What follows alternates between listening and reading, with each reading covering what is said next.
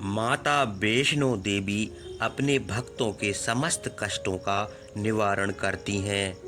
कलयुग में केवल माता वैष्णो देवी की कथा एवं उनका ध्यान करने मात्र से सभी मनोकामनाएं पूरी हो जाती हैं। भक्तों, अगर आपकी कोई मनोकामना है तो माता वैष्णो देवी की कथा सुनने से जरूर पूरी हो जाएगी। तो वीडियो को अंत तक देखिए और उनके चैनल को सब्सक्राइब जरूर कीजिए और वीडियो को लाइक कीजिए। जय माता वैष्णो। आपने कभी सोचा है कि माता वैष्णो देवी कुंवारी कन्या रूप में क्यों पूजी जाती हैं, जबकि अधिकतर माता के स्वरूपों की पूजा सुहागन देवी के रूप में की जाती है। लेकिन माता वैष्णो देवी का स्वरूप इससे भिन्न क्यों है? इसके पीछे एक रोचक पौराणिक कथा है जो बहुत कम लोग जानते हैं। इस वीडियो में हम आपको बताएंगे कि आखिर माता वैष्णो देवी कुंवारी क्यों है और उनके इस रूप के पीछे कौन सी रहस्यमय कथा जुड़ी हुई है। माता की यह कथा सुनने से भक्तों की सभी मनोकामनाएं पूरी होती हैं।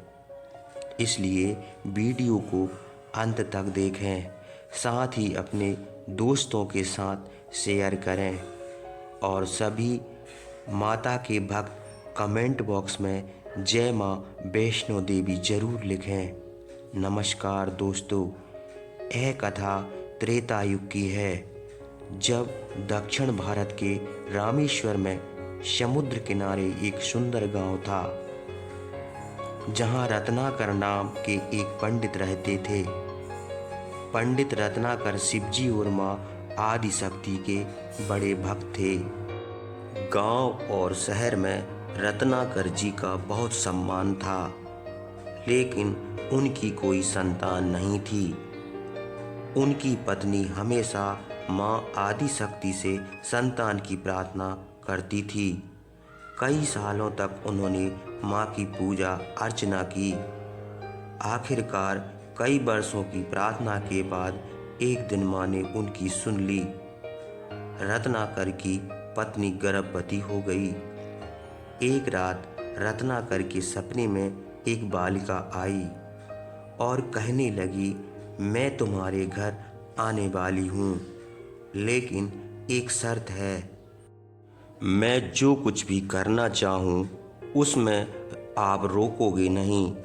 रत्नाकर जो एक सिद्ध पंडित थे, उन्हें यह समझ में आ गया कि माँ आदि शक्ति के 3 गुण सत्य, रज और तम को दर्शाने वाली माँ सरस्वती, महालक्ष्मी और महादुर्गा ने मिलकर ही इस समय आने पर इस दिव्य कन्या का जन्म हुआ।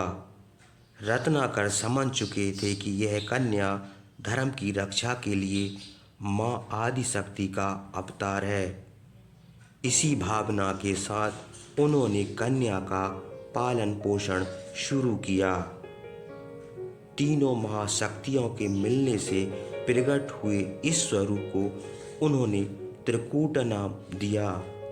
त्रिकूट का स्वभाव जन्म से ही अनोखा था। वह बचपन से ही पूजा पाठ और धार्मिक कार्यक्रमों को देखकर बहुत खुश होती थी। अभी उसका 10वां साल भी शुरू नहीं हुआ था। उसे यह मालूम हो गया कि भगवान विष्णु ने भगवान श्री राम के रूप में धरती पर अवतार ले लिया है। तब त्रिपुटा ने यह संकल्प लिया कि वह भगवान श्री राम से ही विवाह करेगी, नहीं तो जीवन भर अविवाहित रहेगी। त्रिकुटा ने अपने पिता से कहा कि वह रामेश्वर के तट पर रहकर तपस्या करना चाहती है। शर्त के अनुसार रत्नाकर ने उसे नहीं रोका। 10 साल की उम्र से ही त्रिकुटा ने समुद्र तट पर एक कुटिया बनाकर रहना शुरू कर दिया। वह भगवान श्री राम को अपना पति मानकर उन्हें पाने के लिए कठोर तप करने लगी। त्रिकूटा इसी तरह घोर तपस्या करती रही और कई साल बीत गए। सीता हरण के बाद भगवान श्री राम लक्ष्मण के साथ अपने दल को लेकर सीता की खोज में रामेश्वर पहुंचे।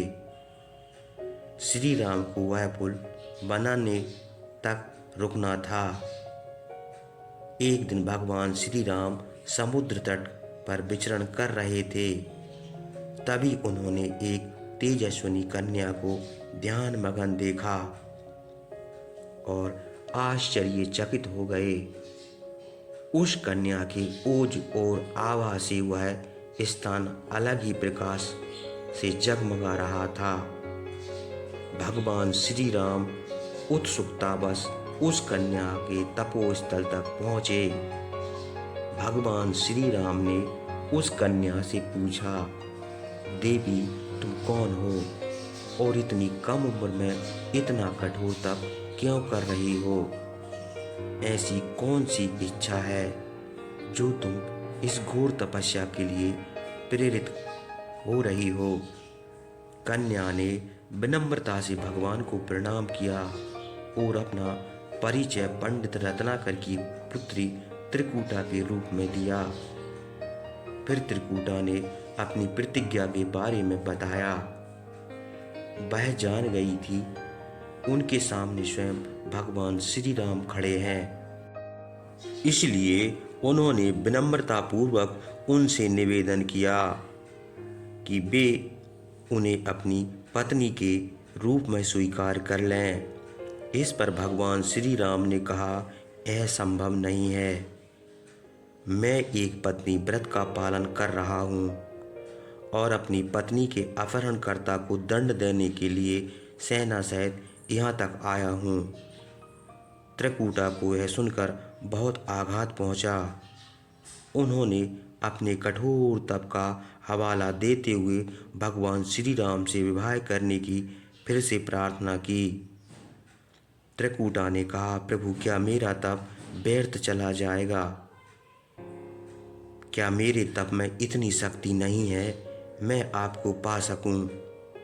यदि मेरा तप अभी पर्याप्त नहीं है तो मैं इसे और कठोर करूंगी और आप तक पहुंचूंगी। जब तक मेरी अभिलाषा पूरी नहीं हो जाती, भगवान श्री राम ने कहा, जब मैं सीता जी का पता लगा कर लौटूंगा तब तुम्हारे पास आऊँगा। अगर तुम मुझे पहचान लोगी तो मैं तुम्हारे इस बात पर उचित निर्णय करूँगा।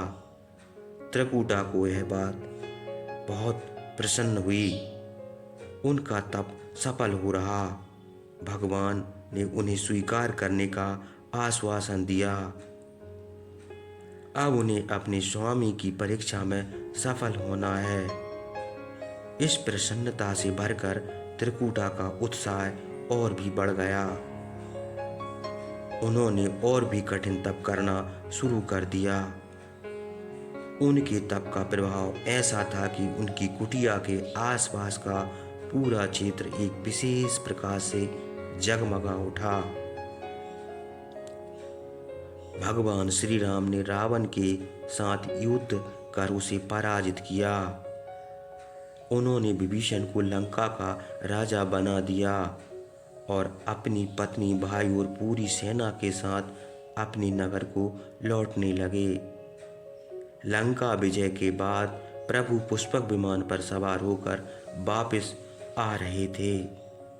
भगवान श्री राम को त्रिकूटा से किया अपना वचन भी निभाना था, इसलिए रामेश्वर के तट पर पहुंचे। उन्होंने उन विमान रुकवा दिया। यह देख सभी आश्चर्यचकित हो गए। तब प्रभु ने उनसे कुछ समय प्रतीक्षा करने के लिए कहा। इसके बाद वे अकेले ही आगे बढ़ गए। पूरी सेना भगवान की आज्ञा का पालन करती रही। वहीं रुककर उनकी प्रतीक्षा भी करने लगी। भगवान श्री राम ने एक बहुत ही वृद्ध ब्राह्मण का रूप धारण किया और देवी त्रिकूटा के पास पहुंच गए। प्रभु कुछ देर तक उनके पास रुके, लेकिन त्रिकूटा उन्हें पहचान ना सकी। भगवान ने उन्हें पहचानने का मौका दिया, लेकिन देवी त्रिकूटा उनकी लीला को समझ नहीं पाई। तब भगवान श्री राम अपने वास्तविक रूप में आ गए और त्रिकूटा से कहा, देवी मैं आपके दिए वचन के अनुसार आपके पास आया था, लेकिन आप इस परीक्षा में सफल नहीं हो सकी। वैसे भी इस जन्म में मैंने सीता से विवाह कर एक पत्नी का व्रत का संकल्प लिया है, इसलिए तुम्हारे साथ विवाह करना संभव नहीं था। देवी त्रिकूटा यह सुनकर कुछ निराश हो गई। भगवान श्री राम ने उनकी इस युग में एक पत्नी व्रत धारण होने के कारण विवश हो गए। कलयुग में जब मैं कल्कि के रूप में अवतार लूँगा, तब मैं तुम्हें अपनी पत्नी के रूप में अवश्य स्वीकार करूँगा। भगवान श्री राम ने कहा, अब तक तुम हिमालय स्थित त्रिकूट पर्वत पर जाकर तप करो और मेरे उस अवतार की प्रतीक्षा करो। भगवान ने उन्हें आशीर्वाद देते हुए कहा, तुम इस संसार का कल्याण करते हुए भक्तों के कष्ट और दुखों का नाश करती रहो।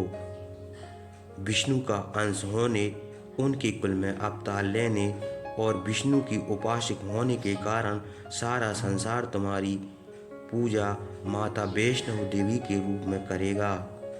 कलयुग में तुम्हारे लिए कुछ भी असंभव नहीं होगा।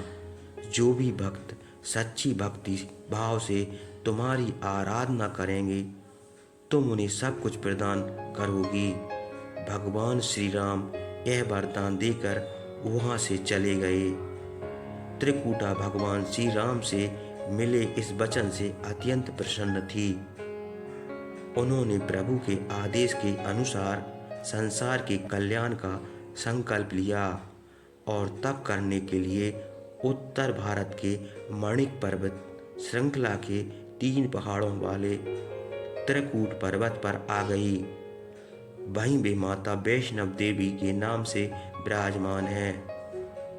श्री हरि का वरदान प्राप्त होने के कारण वैष्णव माता अपने भक्तों की सभी मनोकामनाएं पूर्ण करती हैं। इसलिए माता का स्वरूप कुंवारिका है, क्योंकि वे श्री हरि के कल्कि अवतार की प्रतीक्षा कर रही हैं। उस अवतार के बाद भगवान उन्हें अपनी पत्नी के रूप में स्वीकार करेंगे। मुझे आशा है कि आपको माता वैष्णव देवी की यह अद्भुत कथा पसंद आई होगी। अगर आपको वीडियो पसंद आया है तो वीडियो को लाइक करके कमेंट बॉक्स में जय माँ वैष्णो देवी जरूर लिखें और चैनल को सब्सक्राइब करें। जय माता वैष्णो देवी अपने भक्तों की रक्षा करें।